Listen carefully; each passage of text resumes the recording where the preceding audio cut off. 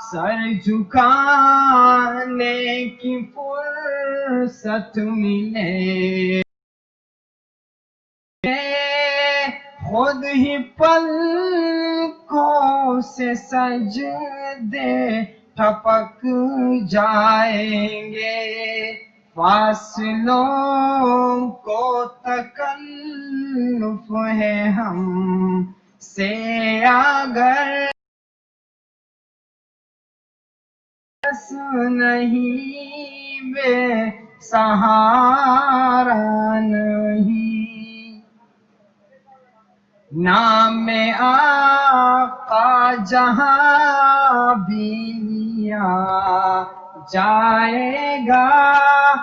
ذکر ان کا جہاں بھی کیا جائے گا،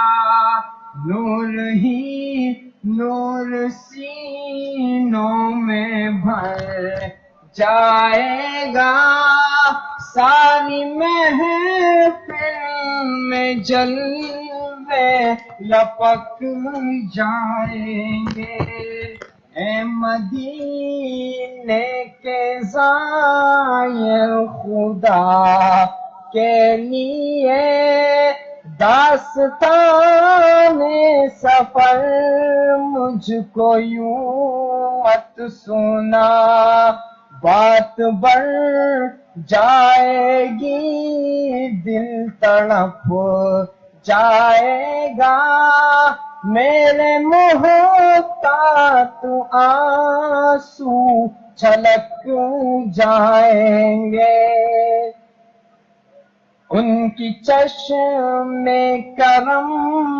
کو ہے اس کی خبر، کس مسافر کو ہے کتنا شوق سفر، ہم کو اقبال بھی جب اجازت ملے، ہم بھی آقا کے دربار تک جائیں گے، فاصلوں کو تکلف ہے ہم سے اگر ہم بھی بے بس نہیں بے سہارا نہیں۔ جزاک اللہ۔ یہ پنڈال کے ذمہ دار سے گزارش ہے کہ باہر سے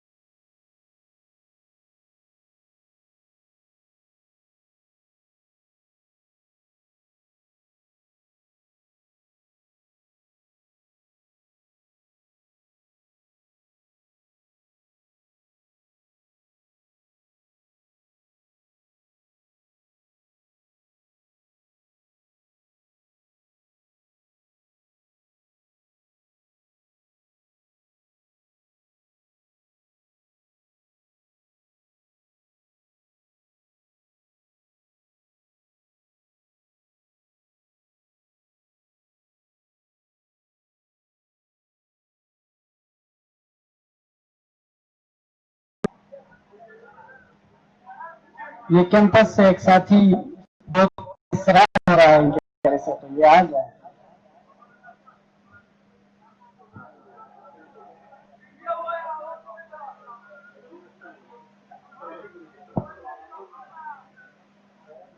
کیا نام ہے آپ کا؟ دانیال بھائی۔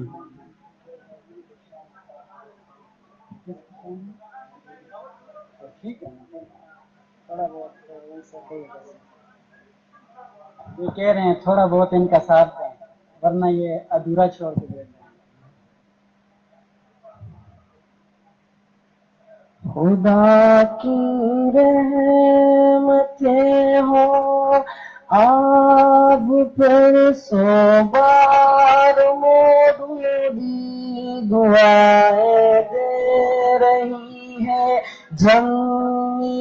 بیدار مودودی خدا کی رحمت ہو آپ پر 100 بار مودودی دعائیں دے رہی ہے جمعیت بیدار مودودی بہت سود ضیاء کا فرق سمجھاتی رہی دنیا بہت سود ضیاء کا فرق سمجھاتی رہی دنیا مگر حق کے لیے چھوڑا ہے سب گھر بار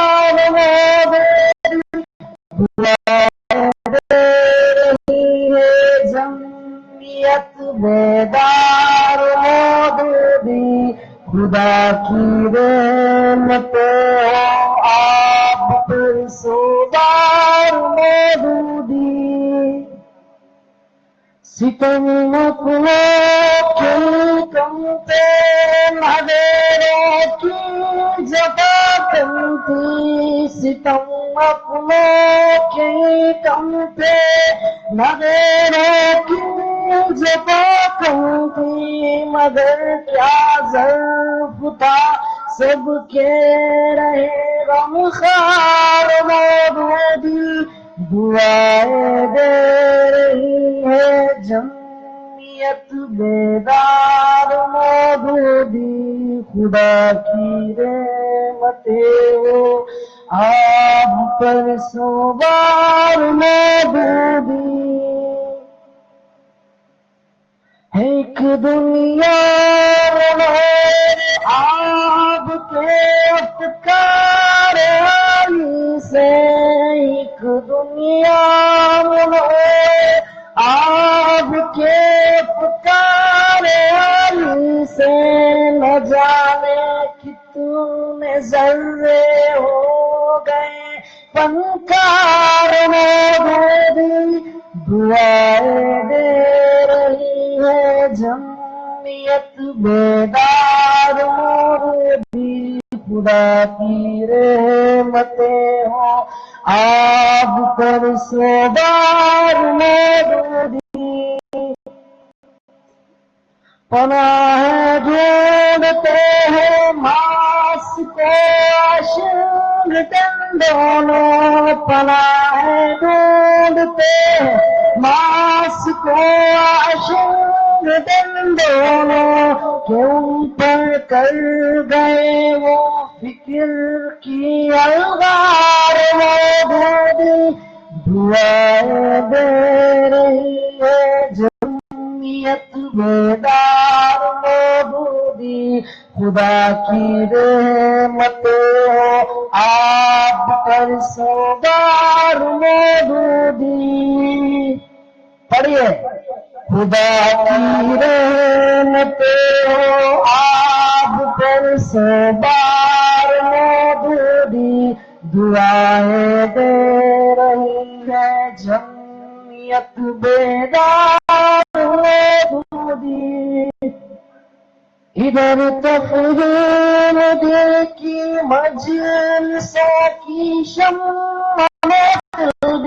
ادھر تفہیم دل کی مجلسوں کی شمع بھی ادھر راہ عمل کا قافلہ سالار مودودی دعائیں دے رہی ہے جمعیت بیدار مودودی خدا کی رحمت ہو آپ پر 100 بار مودودی دعائیں دے رہی ہے جمعیت بیدار مودودی خدا کی رحمت ہو آپ 100 بار مودودی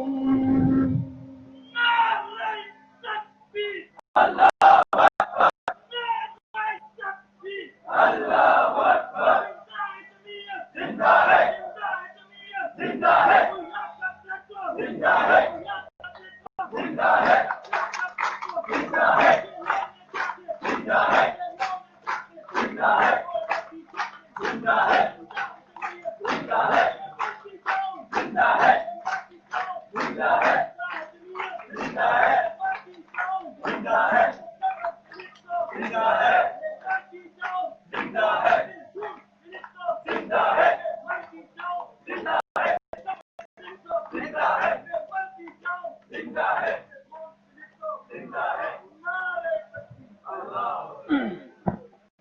یہ ضمنی بات ہے، توجہ ہے کہ یہ خون اور کفن اور اس طرح کی نعرہ بازی سے گریز کیا کریں۔ بہرحال یہ اچھا ہے کہ نعرہ بازی کی کم از کم مجھے اندازہ ہوا کہ یہ جمعیت کا پروگرام ہے۔ دو اعلانات ہیں، ایک تو یہ ہے کہ کرتاس کارڈ یقیناً اسلامی جمعیت طلبہ کے ذمہ داران ہونے کی حیثیت سے جب آپ کسی پروگرام میں، جمعیت کے کسی پروگرام میں، چاہے وہ مقامی سطح کا ہے یا صوبائی سطح کا ہے، اس میں جاتے ہیں تو پہلا کام جو آپ کو کرنا چاہیے وہ آپ کا کرتاس ہے، وہ آپ کی پہچان ہے، وہ آپ کا تعارف ہے، وہ آپ کا تعاون ہے جمعیت کے ساتھ، اس کیمپ کے ساتھ۔ تو یہ آپ استقبالیے سے بنوا لیں۔ دوسرا، مغرب کی نماز کے فوراً بعد نوجوانی اور نوجوان کے موضوع پہ ایک نہایت خوبصورت قرآن کریم کی زبان میں ایک پریزنٹیشن ہے، زبیر منصوری صاحب پہنچ چکے ہیں، تو آپ اپنے دوستوں سمیت جتنا جلدی ہو سکے واپس پنڈال مغرب کی نماز کے بعد آ جائیں۔ اور ابھی زبیر صفدر بھائی کا پروگرام ہے تو وہ بھی پہنچ آئے ہیں، چند لمحوں میں وہ ہمارے درمیان ہوں گے۔ تو یہ عنایت الرحمان بھائی مردان ڈویژن سے ترانے کے لیے آ جائیں۔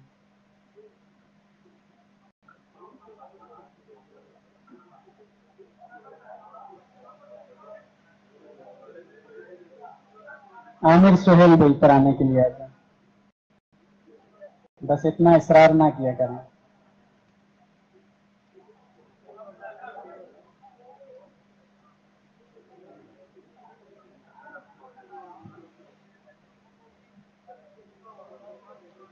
وہ راستہ حق کا راستہ ہے، جدھر ہم اہل وفا چلے ہیں، وہ راستہ حق کا راستہ ہے، جدھر ہم اہل وفا چلے ہیں، لٹا سکو تم بھی جاتے آؤ کہ ہم سوئے کربلا چلے ہیں، صدائے دے انقلاب ہم کو تیرے خدا کامیاب ہم کو، صدائے دے انقلاب ہم کو تیرے خدا کامیاب ہم کو، کفن ہے باندھے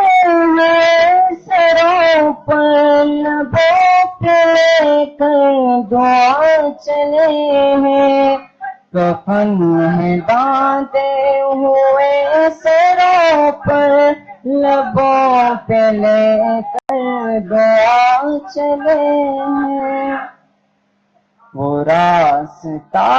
حق کا راستہ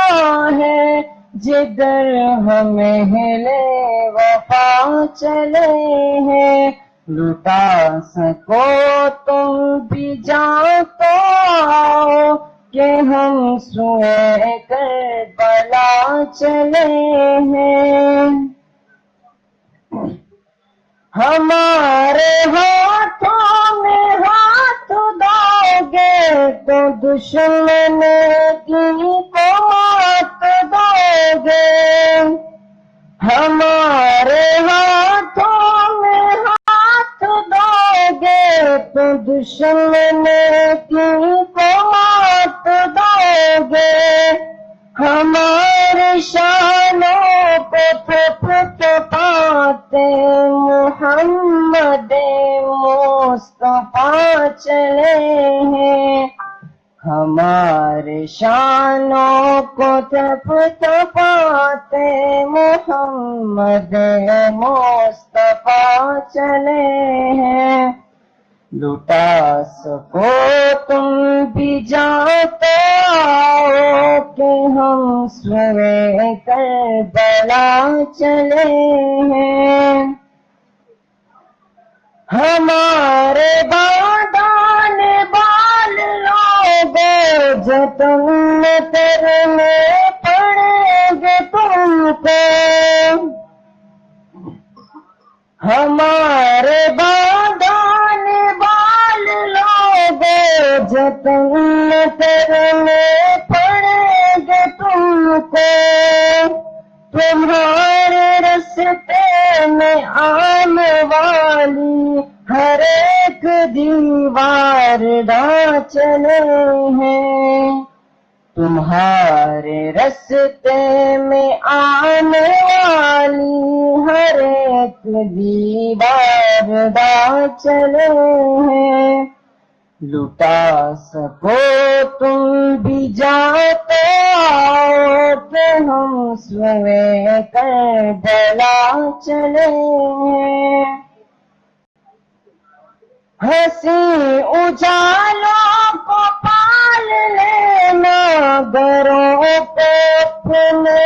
اچال لینا، ہنسی اجالوں کو پال لینا، گھروں کو اپنے اچال لینا، بجھا سکے گی نہ جن کو آندھی چراغ سے جلا چلے ہیں، بجھا سکے گی نہ جن کو آندھی چراغ ایسے جلا چلے ہیں، لٹا سکو تم بھی جاتے آؤ کہ ہم سوئے کربلا چلے ہیں، وہ راستہ حق کا راستہ ہے جدھر ہمیں اہلِ وفا چلے ہیں، لٹا سکو تم بھی جاتے آؤ کہ ہم سوئے کربلا چلے ہیں۔ جزاک اللہ۔ یہ ساتھی باہر جانے سے گریز کریں اور یہ پیچھے چور دروازے سے آنے کی کوشش نہ کریں، سامنے سے آئیں، وہاں سے رسیاں ٹوٹ جائیں گی تو پھر مسئلہ ہوگا۔ کسی شاعر نے کہا ہے کہ آپ بھی اپنی اداؤں پہ ذرا غور کریں، ہم کچھ عرض کریں گے تو شکایت ہوگی۔ یہ کیمپس سے علی رحمان بھائی ترانے کے لیے مکمل تیار ہے۔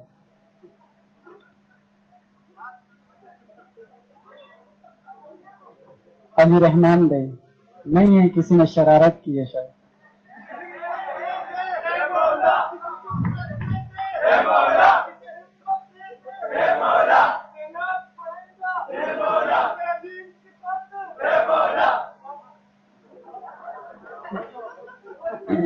امان بھائی کیمپس سے ترانے کے لیے یہ بھی سلمان یا عرفان ترانے کے لیے آ جائیں۔ بجور سے فرمان اللہ بھائی ترانے کے لیے، مبارک زیب بھائی ترانے کے لیے آ جائیں۔ اس طرح نہ کیا کریں، مناسب نہیں ہے۔ بلال بھائی ایجنسی مقام سے ترانے کے لیے،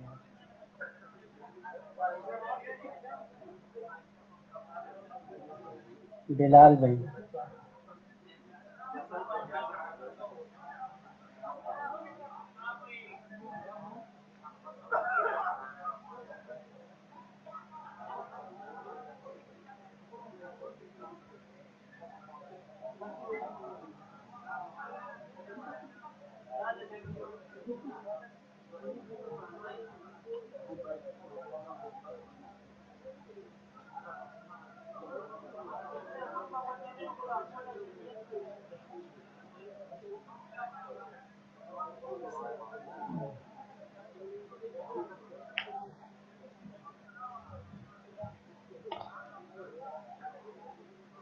جذبوں کی صداقت زندہ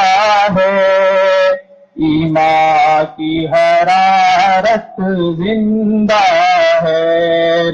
جذبوں کی صداقت زندہ ہے، ایمان کی حرارت زندہ ہے۔ جب تک ہے سلامت سر میرا، سودائے شہادت زندہ ہے۔ جب تک ہے سلامت سر میرا، سودائے شہادت زندہ ہے۔ پھر خون نہا کر نکلا ہے، سو زخم سجا کر نکلا ہے۔ زندہ ہے جمعیت زندہ ہے، زندہ ہے جمعیت زندہ ہے۔ نفرت کی چٹانیں ٹوٹ گئی، دشمن کی کمانیں ٹوٹ گئی، نفرت کی چٹانیں ٹوٹ گئی، دشمن کی کمانیں ٹوٹ گئی، الہاد کی تانیں ٹوٹ گئی، افغان کی ہمت زندہ ہے، جذبوں کی صداقت زندہ ہے، ایمان کی حرارت زندہ ہے۔ حق بات کہے اور ڈٹ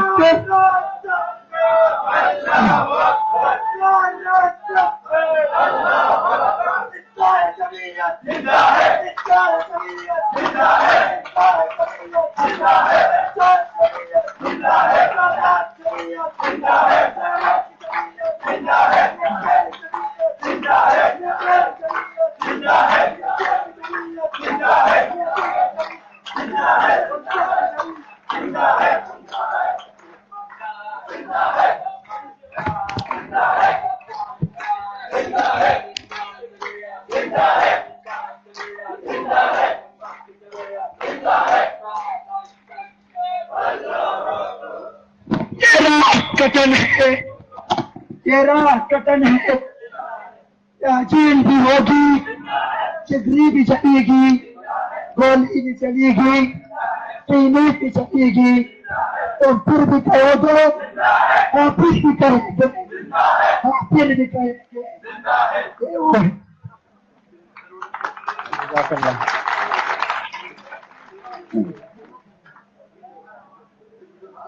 ہم سابق ناظم اعلیٰ اسلامی جمعیت طلبہ پاکستان برادر زبیر صفدر صاحب کو صوبائی ناظمین کیمپ 2017 میں خوش آمدید کہتے ہیں۔ یاسر سعید بھائی ترانے کے لیے آگے۔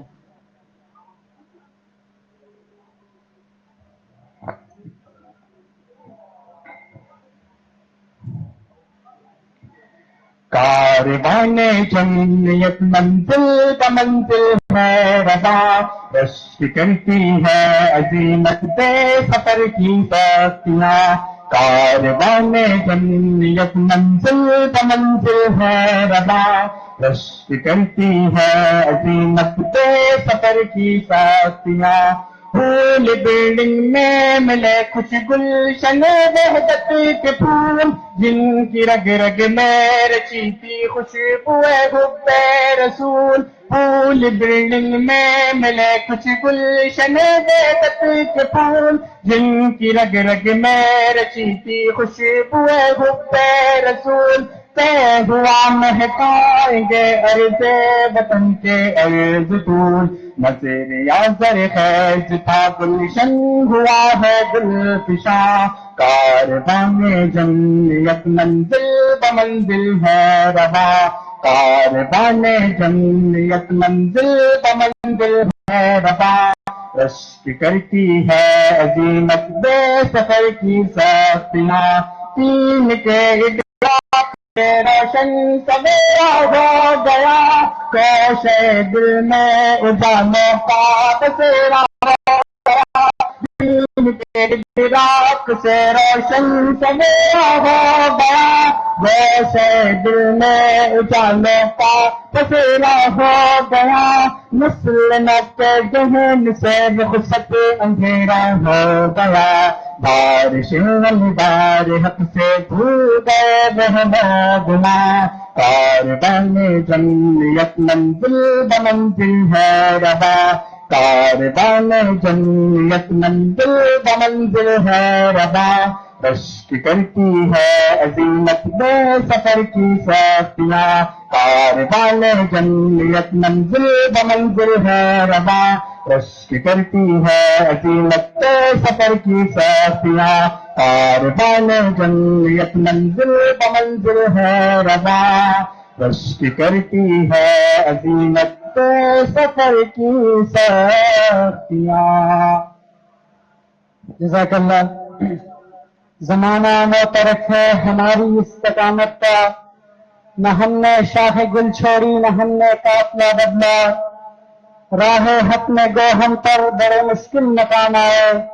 نہ ہم منزل سے باز آئے نہ ہم نے رہنما بدلا۔ دعوت دیتا ہوں سابق ناظم اعلیٰ اسلامی جمعیت طلبہ پاکستان برادران زبیر صفدر صاحب کو کہ وہ آئیں اور صوبہ خیبر سے آئے ہوئے ذمہ داران جمعیت سے مخاطب ہے۔ آپ کا موضوع ہے اسلامی جمعیت طلبہ ماضی حال مستقبل۔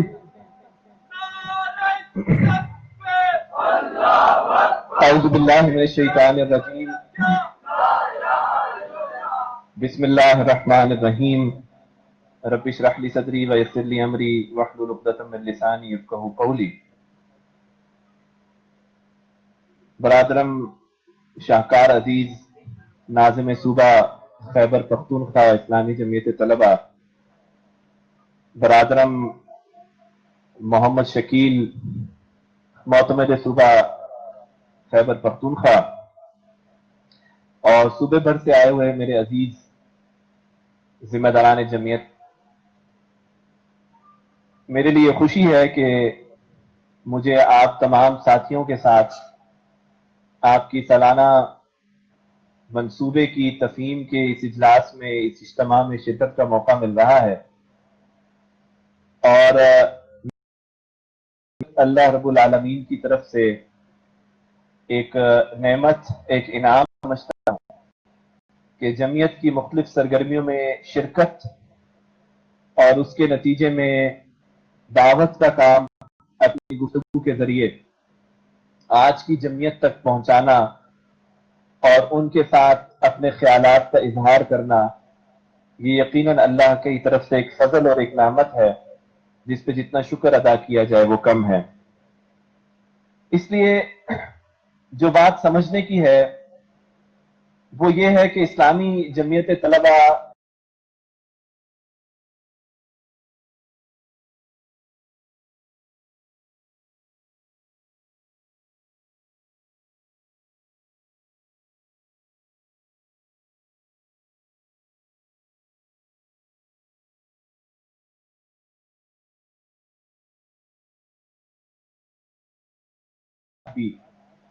آپ پھر اس مقصد کے ساتھ جڑے رہتے ہیں یہاں تک کہ آپ کو موت آ جائے۔ تو یہ کیسے ممکن ہے کہ وہ طلبہ تنظیم جس میں آپ کے 4 5 7 سال گزارنے ہوں، وہ آپ کی زندگی کا ایک ایسا مقصد دے دے، اور جو بعد میں ساری زندگی آپ کی زندگی کے ساتھ جڑ جائے، اس کے لیے ضروری ہے کہ ہم اس تحریک کے پورے تصور کو، اس کی پوری فکر کو، اس کے پورے خیال کو جو ہے وہ سمجھیں۔ تو آج میں جس موضوع پر آپ کے ساتھ بات کروں گا وہ موضوع بھی دراصل یہی ہے کہ اسلامی جمعیت طلبہ کی ایک تاریخ ہے، اسلامی جمعیت طلبہ کا پھر مستقبل کیا ہے۔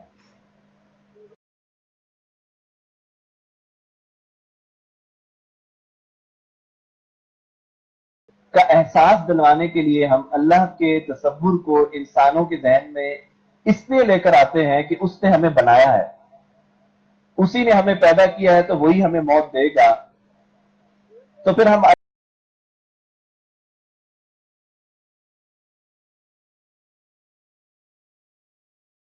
کے سامنے اس لیے پیش کرتے ہیں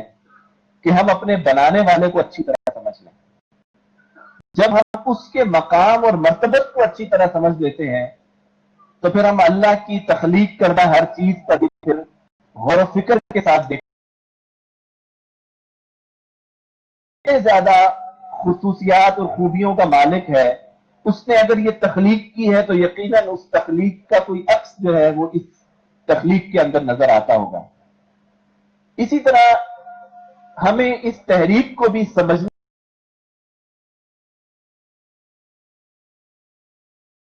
اپنے آپ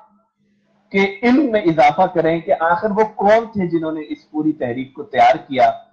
تاکہ پھر ہم ان کی خصوصیات اور خوبیوں کی روشنی میں اس موجودہ تحریک کا جائزہ لے سکیں کہ یہ جو تحریک ہے یہ دراصل اسی سوچ اور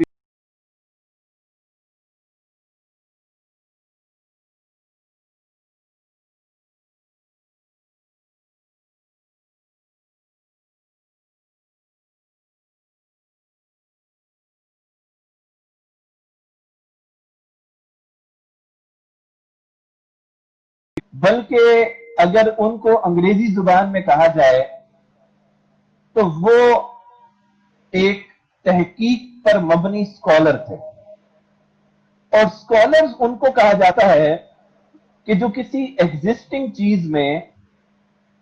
کسی چیز کی ویلیو کو ایڈ کر دیں. مثال کے طور پہ پرانے زمانے میں ساتھ اسپیکر جو لگا کرتے تھے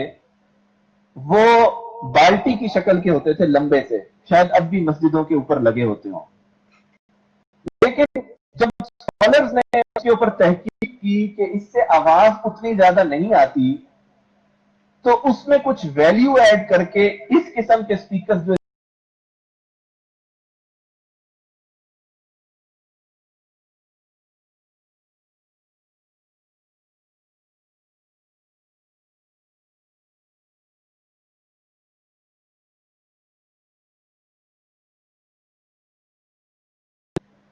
لہذا اب آج کے زمانے میں جتنا مرضی پرانے اسپیکر کی دکان سستا اسپیکر بھی آپ کو دے دے تو آپ کو کبھی بھی لگے،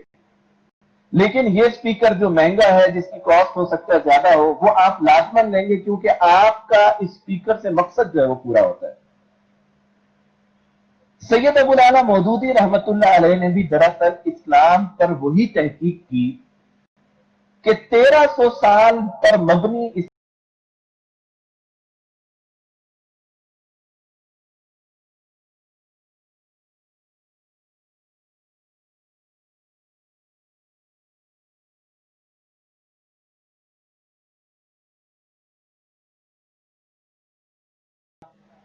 اور اس کے نتیجے میں انگریز کا غلبہ اور نئی عالمی طاقتوں کا وجود. یہ وہ پورا منظر نامہ تھا جس میں سید ابو الاعلی مودودی نے اسلام پر تحقیق کا آغاز کیا. دلچسپ پہلو یہ ہے کہ پہلی تحقیق کا آغاز اسلام پر نہیں بلکہ فزکس کے کچھ موضوعات کے اوپر کیا. مولانا مودودی کسی یونیورسٹی سے پڑھے ہوئے نہیں تھے اور نہ ہی مولانا مودودی نے سائنس میں کوئی تعلیم حاصل کی تھی. لیکن جب مولانا مودودی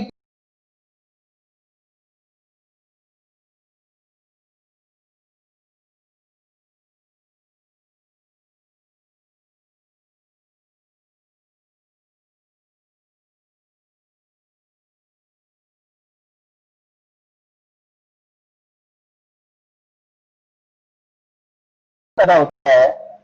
اور پانی سے کرنٹ کس طرح پروڈیوس ہوتا ہے اور ربڑ سے کرنٹ کیوں نہیں پروڈیوس ہوتا ہے، اس پر مولانا مودودی نے اپنا پہلا کالم لکھا تھا جو اس زمانے کے کسی اخبار کے اندر چھایا ہوا تھا. مولانا مودودی اس سے پہلے عربی میں اور فارسی میں اور علم قرآن کے اوپر تعلیم حاصل کر رہے تھے، لیکن اس مضمون لکھنے کے بعد یہ صلاحیت بھی کھلی کہ وہ محض دینی علوم نہیں بلکہ سائنسی علوم پر بھی 15 سال کی عمر میں ایک اچھا گرپ رکھتے ہیں. اور آپ آج کے 15 سال کے نوجوان سے تھوڑا سا جائزہ لے لیں کہ اس زمانے میں تو ٹیکنالوجی نہیں تھی، سہولیات نہیں تھی. میں دعوے سے کہتا ہوں کہ آج کے 15 سال کا بچہ بھی کہ جس کو کوئی سہولیات نہ ملی ہوں وہ طبیعت کے کسی موضوع کے اوپر اس قسم کی اپنے 17-15 صفحات لکھ دے اور وہ کسی اخبار اور مجلے کے اندر شائع ہو جائے. یہ اس کی وہ اسکالرلی اپروچ تھی جس سے اس کی ایک نئی زندگی کا آغاز ہوا. اور جب وہ 21 سال کے تھے تو اس وقت پہلی جنگ عظیم کے نتیجے میں مسلمانوں کی سلطنت عثمانیہ کا خاتمہ ہو چکا تھا. ترکی جو اس وقت پوری دنیا کے اندر جس طرح سعودی عرب کی ہمارے ہاں ایک حیثیت ہے لیکن انتظامی حیثیت نہیں ہے، ترکی کی ایک انتظامی حیثیت تھی، تو اس کا خاتمہ ہو گیا تھا. تو اس وقت دلی کی جامع مسجد میں کسی تقریر میں وہ بیٹھے تھے، جس طرح ہم سب جمعہ پڑھنے جاتے ہیں. تو مولانا جو وہاں پہ ایک صاحب جو تقریر کر رہے تھے، غالباً مولانا محمد علی جوہر کے بارے میں کہا جاتا ہے کہ وہ تقریر کر رہے تھے، خلافت کے داعی تھے. انہوں نے کہا کہ کاش کوئی آج کے زمانے میں اٹھے اور اسلام کی صحیح جہاد کے تصور کو لوگوں کے سامنے پیش کرے، کیونکہ اس وقت جہاد کی فیض اور سہولیات نہ ہونے کی بنا پر اور مسلمانوں کا حکمرانوں کا یکجا نہ ہونے کی بنا پر خلافت ٹوٹ چکی ہے. کاش کوئی نوجوان کوئی صاحب اٹھے اور یہ کام کرے.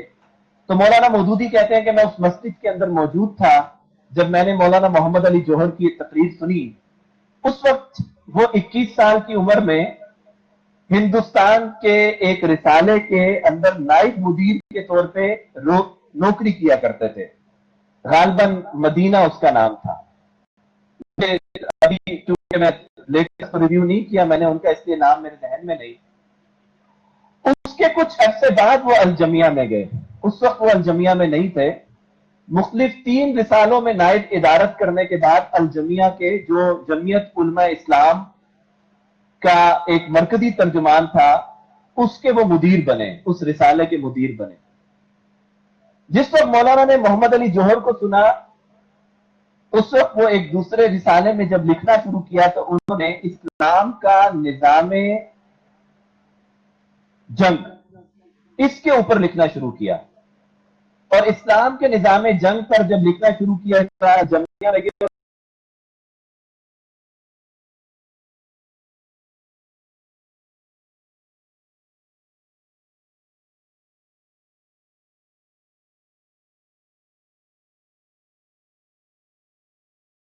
مولانا مودودی نے اس کے اندر لکھی اسلام کا نظام جنگ، جو ہر مہینے یا ہر ہفتے جب بھی وہ چھپتا تھا تو اس کے اندر چھپتی تھی. بعد میں سید سلمان ندوی نے اس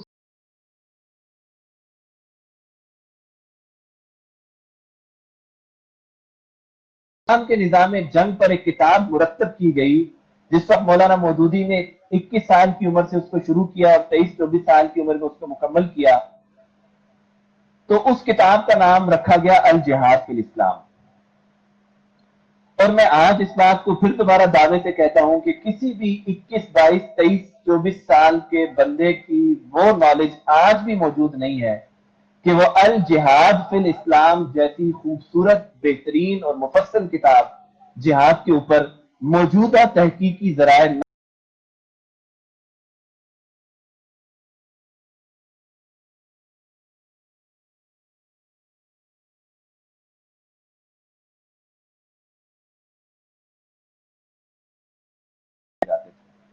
بعد میں مولانا 8 سے 10 سال تقریباً 27 سال کی عمر تک ہندوستان کے مختلف اخباروں کے ساتھ وابستہ رہے اور پھر واپس دلی سے اپنے حیدرآباد دکن آ گئے، جہاں وہ پیدا ہوئے تھے، جہاں انہوں نے اپنی زندگی گزاری تھی. اور وہاں حیدرآباد دکن کی حکومت نے اس 27-28 سال کے نوجوان سے رابطہ کیا کہ آپ ماشاءاللہ بہت اچھی تحریریں لکھتے ہیں اور کتابیں لکھتے ہیں، تو ہم یہ چاہتے ہیں کہ حیدرآباد دکن کی حکومت نے 1 سے 10ویں جماعت تک کے طلبہ کے لیے ایک اسلامیات کا نصاب ترتیب دیا ہے. ہم پہلی 8 جماعتوں کے لیے اسلامیات کے نصاب کو ترتیب دے چکے ہیں. ہم 9ویں اور 10ویں جماعت کا نصاب ترتیب دینا چاہتے ہیں اور ہم چاہتے ہیں کہ اس کے لیے آپ ہمیں کتاب لکھ کر دیں جس میں اسلام کا پورا بنیادی تصور جو ہے وہ 9ویں اور 10ویں جماعت کے بچوں کو دیا جائے.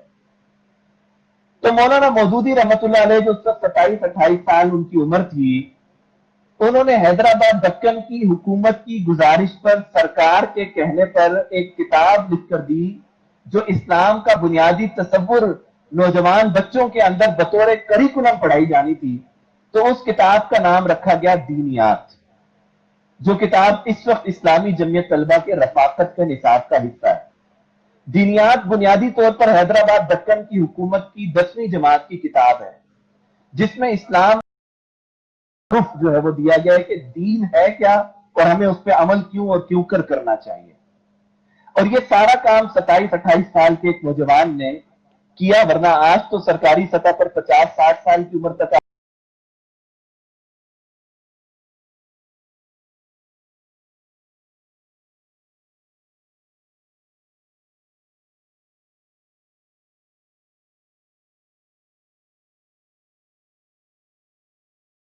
تو انہوں نے ایک بات کا فیصلہ کیا کہ اب مجھے لوگوں کے لیے کتابیں لکھنے کے بجائے لوگوں میں تبلیغ کا کام کرنا چاہیے، اور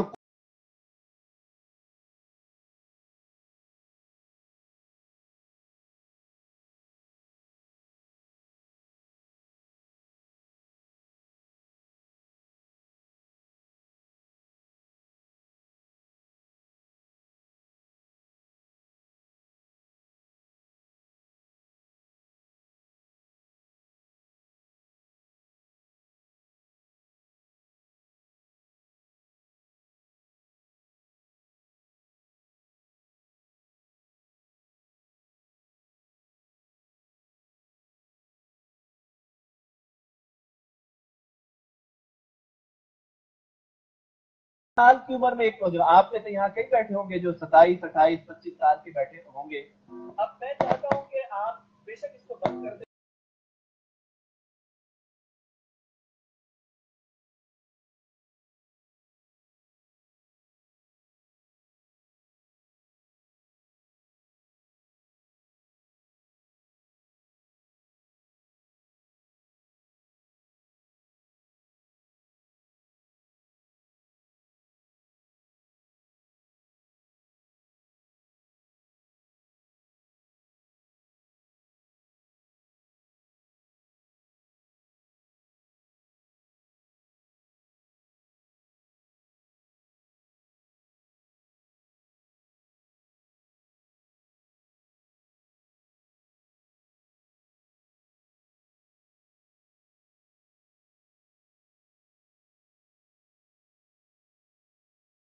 ہندوستان کے مختلف علاقوں کے اندر جو ہے وہ جانے لگا۔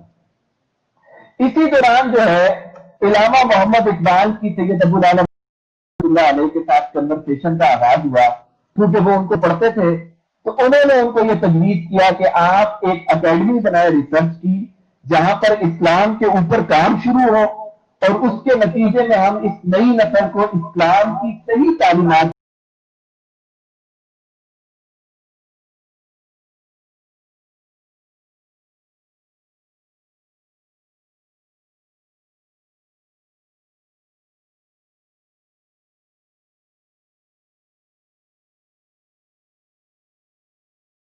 دلی اور پھر لاہور چھوڑ کے پٹھان کوٹ چلے گئے، جو موجودہ دلی کے تھوڑا سا اوپر ایک علاقہ ہے، اور وہاں پر 2 سال وہ وہاں رہے، اور انہوں نے اس اکیڈمی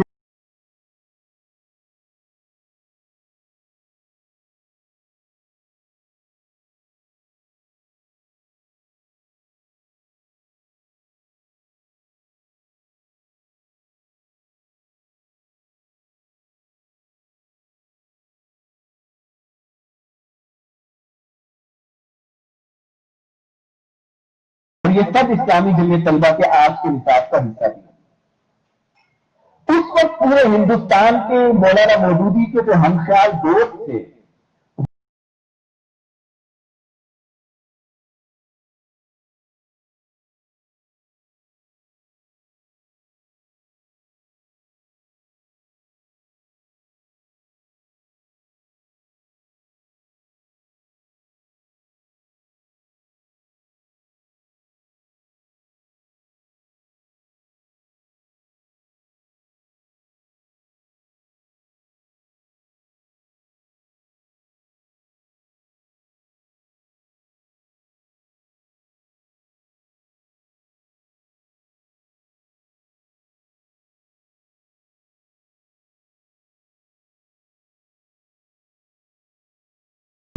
اور وہ جماعت دراصل اسی مشن کے لیے بنی تھی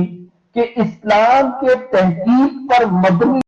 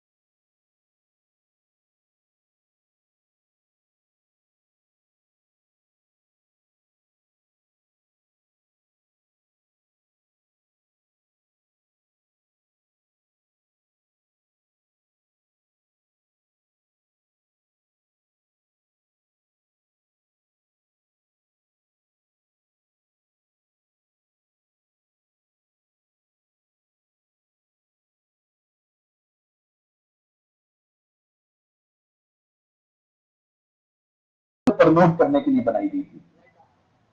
اس دوران پاکستان بن گیا، اور پاکستان بننے کے بعد یہ سب لوگ ہجرت کر کے واپس لاہور آ گئے۔ تو پھر سید ابو الاعلیٰ مودودی رحمۃ اللہ علیہ کے کہنے پر ظفر اللہ کے والد نصر اللہ کے دفتر میں، جو روزنامہ شہروزہ کوثر کا دفتر تھا، گوال منڈی پھول بلڈنگ کہلاتی تھی۔ پھول بلڈنگ تھی، اس کے اندر گوال منڈی میں، اس کے اندر تیسری چوتھی فلور یا دوسری فلور کے اندر جو ہے نا کوثر کا دفتر تھا۔ تو کوثر کے اخبار میں ایک خبر شائع کی گئی کہ مجلس تعمیر افکار اسلامی سے وابستہ لڑکے 21، 22، 23 دسمبر کو لاہور کی پھول بلڈنگ میں جمع ہو گئے، کوثر کے دفتر میں۔ وہاں پر سید مودودی ان سے خطاب کریں گے۔ تو ان کے جتنے بھی 20-25 دوست تھے جو پاکستان بننے کے بعد وہ مہاجرین کی صورتحال کو اس میں جمع ہوئے، تو وہاں پر 3 دن کا ایک اجلاس ہوا جس میں یہ طے ہوا کہ ہم نے اسلام کے نظریات کو کس طرح نوجوانوں تک پہنچانا ہے۔ اس پہ انہوں نے 3 دن غور و فکر کیا، اور کیونکہ ان کو لیڈ ظفر اللہ کر رہے تھے، اور ظفر اللہ کے والد کا وہ دفتر بھی تھا، ان کے سارے مہمان نوازی کی سب کچھ ان کے ذمہ تھی، تو اس سے انہوں نے اس کے اوپر کافی غور کیا۔ تو پنجاب سے ہی، صرف پنجاب سے ہی 25 نوجوان جمع ہوئے، اس میں کراچی شامل نہیں تھا، شاید پشاور سے کوئی جمع، مجھے صحیح معلومات نہیں ہے۔ یہ بیٹھے اور انہوں نے غور و فکر کیا، اور 23 دسمبر 1947 کو مولانا مودودی نے ان 25 نوجوانوں سے آ کے خطاب کیا، اور ان سے یہ بات کہی کہ اب آپ نے اس کو ایک تنظیم بنانا ہے، اور ان 25 لوگوں نے جو ملتان سے، بھاولپور سے، لاہور سے، گجرانوالہ سے، راولپنڈی سے جمع ہوئے تھے، اور سرگوجے سے جمع ہوئے تھے، آپ لوگوں نے یہ پیغام اپنے اپنے شہروں میں جا کر پھیلانا ہے کہ اصل اسلام کیا ہے اور موجودہ اسلام کو کتنا غلط کر کے بنا دیا گیا ہے۔ لہذا 23 دسمبر 1947 کو مولانا مودودی کی اختتامی اجلاس کے بعد ظفر اللہ صاحب بیٹھے اور انہوں نے ایک تنظیم کا قیام کیا، اور اس تنظیم کے نام رکھا گیا انجمن طلبہ اسلام۔ مولانا مودودی نے کہا کہ یہ طلبہ کی تنظیم ہے تو اس کا نام آپ انجمن طلبہ اسلام رکھ لیں، اسلام بھی ہے، طلبہ بھی ہے۔ تو ظفر اللہ اور ان کے دوستوں کو یہ نام پسند نہیں آیا، انہوں نے کہا کہ یہ انجمن یونین کا لفظ ہمیں زیادہ پسند نہیں ہے، تو کوئی اور نام ہونا چاہیے۔ ابھی ان کی یہ بات چلی رہی تھی تو پھر سید ابوالعلا مودودی اور وہ باتیں کر رہے تھے کہ ظفر اللہ کے والد نصر اللہ وہاں سے گزرے، تو انہوں نے کہا بھائی کیا بحث چل رہی ہے؟ انہوں نے کہا جی ہم تنظیم کا نام رکھنا چاہتے ہیں۔ انہوں نے کہا کیسا نام؟ انہوں نے کہا جی طلبہ بھی ہونا چاہیے، اسلام بھی ہونا چاہیے، کوئی گروپ، کوئی یونین، کوئی انجمن، وہ بھی ہونا چاہیے۔ تو کہتے ہیں کہ وہ اتنے شارپ مائنڈ تھے، شاعر بھی تھے اور مدیر بھی تھے، انہوں نے پھر کبھی کہہ دیا کہ اچھا اگر تم یہ چاہتے ہو کہ اسلام بھی ہو طلبہ بھی ہو تو تم اسلامی کہتے ہیں، تو وہ فوراً سب کو پسند آ گیا اور اس تنظیم کا نام رکھا گیا اسلامی جمعیت طلبہ، اور اسلامی جمعیت طلبہ یہ 23 دسمبر 1947 کو قائم ہو جاتی ہے۔ جمعیت کے قیام کے بعد اسلامی جمعیت طلبہ نے جو سب سے پہلا ٹارگٹ رکھا وہ لاہور کے کنگ ایڈورڈ میڈیکل کالج کو اپنا ٹارگٹ یونٹ بنایا۔ آج سے کئی سال پہلے قاضی حسین احمد مرحوم سے ہماری ملاقات ہوئی، جمعیت کی ہم پلاننگ کمیٹی کے ممبر تھے، تو قاضی صاحب مرحوم نے فرمایا کہ آپ آج کے زمانے کو برائی اور بے حیائی کا زمانہ کہتے ہیں، پاکستان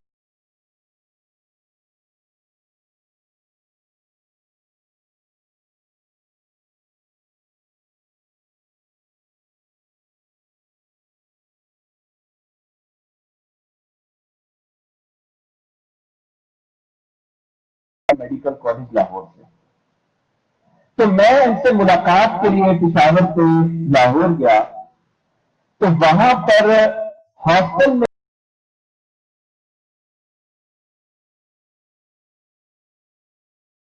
اوپر ہاتھ رکھ دو تاکہ یہ سامنے کی چیزوں کو نہ دیکھ سکے۔ تو میں بڑا پریشان ہوا کہ یہ ایسی کیا بات کر رہے ہیں۔ تو ہم ہاسٹل کی طرف جا رہے تھے، تو ہاسٹل کے کوریڈور سے برہنہ لڑکے باتھ روم سے اپنے کمروں تک سفر کیا کرتے تھے نہا کر، کوئی تمیز اور کوئی خیال نہیں ہوتا تھا۔ یہ امیر جماعت کے الفاظ ہیں، سابق امیر جماعت، انہوں نے ہمیں خود واقعہ سنایا۔ کہتے ہیں یہ وہ زمانہ جب اور پھر ہم نے جب وہ نازم اعلیٰ میں یہی پڑھا کہ جمعیت نے بھی جو سب سے پہلا ٹارگٹ کیا وہ کنگ ایڈورڈ میڈیکل، اور ایسا ٹارگٹ کیا کہ ایسے نوجوان اسلامی جمعیت طلبہ نے وہاں پر پروڈیوس کیے کہ جمعیت کا دوسرا نازم اعلیٰ بھی ڈاکٹر، جمعیت کا تیسرا نازم اعلیٰ بھی ڈاکٹر، جمعیت کا چوتھا نازم اعلیٰ بھی ڈاکٹر، پڑھے لکھے لوگ اسلامی جمعیت طلبہ کے اندر آئے۔ ڈاکٹر نسیم، ڈاکٹر مراد علی شاہ، ڈاکٹر اسمار احمد، یہ سب وہ جو اسلامی جمعیت طلبہ کے ڈاکٹر کے شعبے سے وابستہ تھے، اور اس وقت بھی اور آج بھی ڈاکٹروں کی تعلیم حاصل کرنے والے نوجوانوں کو انٹلیکچوئل ڈاکٹروں سے زیادہ بہتر سمجھا جاتا ہے۔ تو جمعیت نے فوکس کیا تھا پڑھے لکھے طلبہ کو، اور صرف دو کام کیے تھے۔ ایک کام یہ کیا تھا کہ ہم نے تربیت کرنی ہے صرف قرآن اور حدیث کی روشنی میں، اور ایک کام یہ تھا کہ ہم نے اپنے نوجوانوں کو عربی زبان سکھانی ہے۔ یہ صرف دو کام تھے۔ اسلامی جمعیت طلبہ کا اور کوئی دستور نہیں تھا، کوئی لٹریچر نہیں تھا، کوئی اور انسیگنیا نہیں تھا، کوئی چیز نہیں تھی۔ جو قرآن اور حدیث کہتا ہے اس کے ذریعے سے ایک حلقہ تیار کرنا ہے، اس میں نوجوانوں کو لانا ہے، ان کے کردار کے اوپر بات کرنی ہے، اور جو سید مودودی کا لٹریچر ہے اس کا فروغ کرنا ہے۔ اور اس وقت مولانا مودودی کا سارا لٹریچر تیار نہیں تھا، نہ اس وقت تفسیر القرآن تھی، نہ اس وقت دیگر کتابیں تھیں، بہت ساری کتابیں بعد میں پرنٹ ہو کر آئیں۔ تو وہ یہ کرتے تھے کہ ایک ہلکا لٹریچر بناتے تھے۔ مطلب میں ظفر اللہ ہوں، جمعیت کا ناظم ہوں، میں نے مولانا مودودی کی ایک تقریر سنی، اس تقریر کا نام ہے شہادت حق۔ ویسے تو وہ تقریر پہلے تھی، میں صرف مثال کے طور پہ کہہ رہا ہوں۔ ہم آج 400 لڑکے جمع ہوئے ہیں، مولانا مودودی تقریر کر رہے ہیں، ہم نے وہ تقریر یاد کر لی، اس کے نوٹس بنا لیے، اب میں اپنے شہر کے اندر واپس چلا جاؤں، اپنے شہادت حق کو فروغ کے لیے اپنے شہر میں کام کر رہا ہوں۔ پتا چلا 1 مہینے بعد پھر مولانا مودودی نے سب کو بلایا ہے، اب انہوں نے ایک اور تقریر کی ہے، وہ سب نے نوٹ کر لی، اس کا نام رکھا گیا ہدایات۔ اب وہ سب نے جا کے اپنے علاقے کے اندر بیسیکلی یہ لٹریچر کو پروموٹ کرنے کا ایک ادارہ تھا، اس کو آسان زبان میں سمجھیے، نظریات کو فروغ دینے کا ایک ادارہ تھا، کیونکہ نوجوان نظریات کو جلدی سمجھتے ہیں اور جلدی اس کے فروغ کے لیے کام کرتے ہیں۔ یہ بہت بڑا ویژن تھا سید ابوالعلا مودودی رحمۃ اللہ علیہ کا۔ لہذا یہ کام اسلامی جمعیت طلبہ نے کیا، اور میں حیران ہوتا ہوں بعض اوقات کہ ادھر ظفر اللہ لاہور میں کام کر رہا تھا، تو ادھر مولانا مودودی کے ایک دوست اسحاق انصاری تھے، ان کے بیٹے کا نام بھی ظفر تھا۔ وہ ظفر جو ہے وہ کراچی کے اندر جو ہے وہ اس نے مولانا مودودی کے کہنے پر اسحاق انصاری صاحب کے بیٹے نے کام کا آغاز کیا، اور ظفر کے دوست تھے خورشید احمد، پروفیسر خورشید احمد کے نام سے آج کل جانے جاتے ہیں، اور ان کے دوست تھے خرم مراد۔ یہ دونوں بعد میں اسلامی جمہوریہ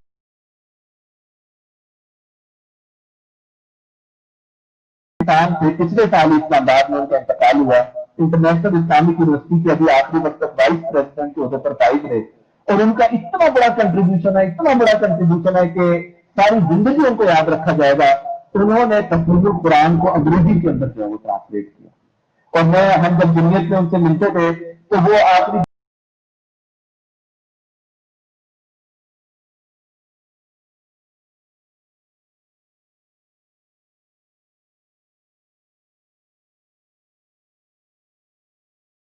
کی بنیاد پر جمع ہوئے تھے، نظریے کی بنیاد پر جمع ہوئے تھے۔ یہی ظفر اسحاق انصاری جو ہے وہ دستور کمیٹی کا ہیڈ بنا تھا، اور اسی ظفر اسحاق انصاری کے دونوں دوست خورشید احمد اور خرم مراد دستور کمیٹی کے ممبر تھے، اور انہوں نے اسلامی جمعیت طلبہ کا دستور 1952 کے اندر جو ہے وہ بنایا تھا۔ 1947 سے 52 تک اسلامی جمعیت طلبہ کا دستور نہیں تھا، بس ایک ضابطہ تھا، اس کے تحت سلسلہ چلا کرتا تھا۔ اب اسی ناظرین اعلیٰ میں دیکھیں جو پڑھا لکھا ناظرین آیا بہت بڑا، جس کا نام ہے ڈاکٹر اسرار احمد، بہت بڑے مدبر قرآن ہے۔ آپ اندازہ لگائیے کہ جمعیت نے اس وقت کیسے کیسے ہیرو کو ٹارگٹ کیا تھا، یا یوں کہہ لیجیے کہ جمعیت کی دعوت پر کیسے کیسے لڑکے آئے اور وہ بعد میں ہیرو بن گئے، کیونکہ نظریہ بڑا خالص تھا، فوکس صرف نظریات کے اوپر تھا، بات صرف آئیڈیالوجی کی پروموشن کے اوپر تھی، اور کردار ان کا بڑا مضبوط